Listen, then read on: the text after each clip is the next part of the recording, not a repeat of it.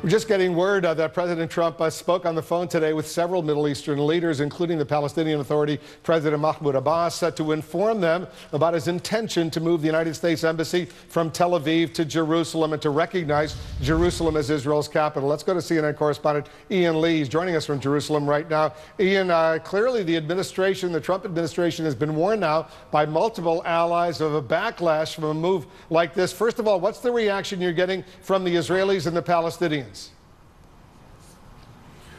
Well, really a split, Wolf. You have the Palestinians who are coming out very strongly, warning of potential clashes, violence, and destabilizing of the region if this move does go forward. On the other side, you have the Israelis. We heard from the defense minister and the mayor of Jerusalem who have welcomed any sort of move. And for a long time, Israeli officials have enthusiastically advocated for this move. But it's not just these sides. We also have other regional leaders reaching out to the president, warning him of the consequences. Recently, we know that the King of Jordan, King Abdullah, spoke with President Trump, and he stressed that the adaptation of the decision will have serious ramifications and implications on the security and the stability in the Middle East. We know that the Palestinians have called for 3 days of protest. The U.S. consulate, the U.S. embassies, and U.S. diplomatic missions around the region have beefed up security ahead of any announcement. Now, we do need to say that the president hasn't announced this yet. There is still time. There's 11th hour pressure being put on him by regional leaders. Also, we know that the French president, Emmanuel Macron, also reached out to the president, warning him of this move. But it really will come down to the president. Is he going to fulfill this campaign promise, or is he going to listen to regional leaders who've been warning him about making this move to Jerusalem? We'll see what he decides. That speech coming up from the president tomorrow. Ian, thanks very much. Ian Lee reporting from Jerusalem.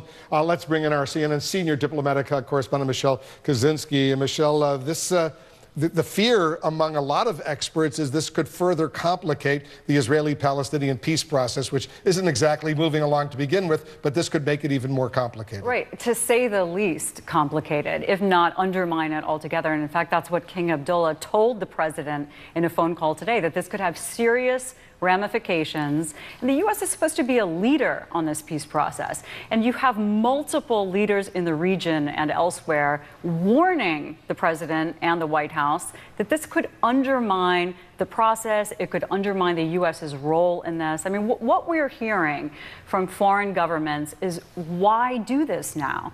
There's so many sources that we talk to that are just confounded by the timing of this, especially if the status is going to stay the same. If the president is going to announce that the capital of Israel being Jerusalem, but say, well, we are going to move the embassy just at some indeterminate time and still sign that waiver, then the capital, the U.S. embassy is still going to be in Tel Aviv for the foreseeable future. So if that's the ultimate result in this waiver signing process, then why do this now? And we're hearing that over and over again. The president, as a candidate, he repeatedly said he would move the embassy from Tel Aviv to Jerusalem, like other U.S. presidential candidates have said, and he would recognize Jerusalem as Israel's capital. One argument that I've heard is that the Russian government, the Russian foreign ministry back in April, did issue a statement, didn't get a lot of publicity at the time, but did issue the statement, we reaffirm our commitment to the UN-approved principles for a Palestinian-Israeli settlement, which includes the status of East Jerusalem as the capital of the future Palestinian state. At the same time, we must state that in this context, we view West Jerusalem as the capital of Israel. So what if the president of the United States were to follow the Russian example here and say, yes, East Jerusalem will be the capital of a future Palestine, West Jerusalem is the capital of Israel. And at some point down the road, the U.S. will move the embassy. I mean, we are expecting something like that. We just don't know how far it's going to go in trying to smooth this out, because we know from our sources that there is concern inside the White House, even debate within the White House as late as last night. I mean, potentially hours away from a decision coming out of the White House, there is still that conversation within the White House as to how this should play out. So does the president make this a sort of split capital situation? Does he designate certain holy sites or certain parts of Jerusalem as, down the road, the Palestinian capital? Does he try to temper this in other ways? For example,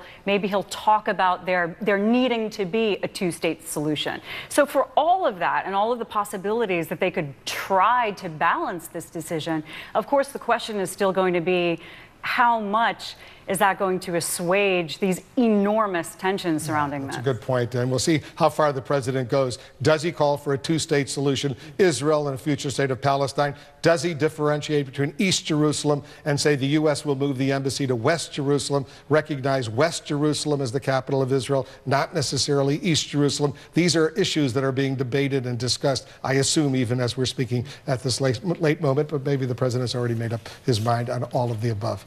Thanks so much, Michelle, for that report. Is the President of the United States above the law? A member of the House Judiciary Committee